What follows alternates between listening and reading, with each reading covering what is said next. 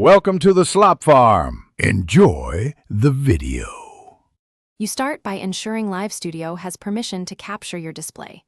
On Windows or Mac OS, grant screen/display access, then restart the app. Next, make sure no other recorder like OBS or game overlays are running. These lock the feed. Update your GPU drivers so capture APIs work reliably, and set display scaling to 100% or a supported value.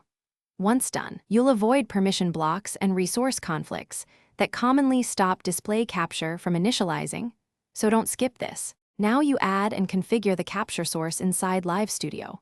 Choose Display Capture and explicitly pick the monitor or GPU adapter. Generic choices can fail. If capture is black or flickers, try toggling hardware acceleration. Some systems need it off, others on.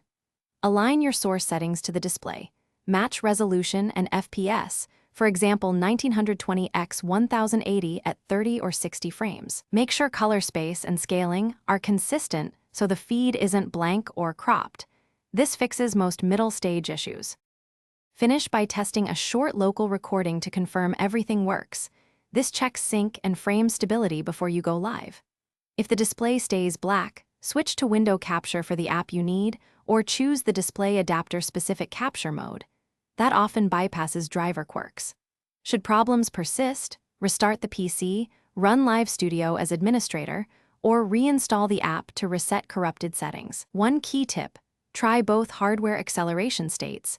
Many stubborn cases resolve by flipping that setting.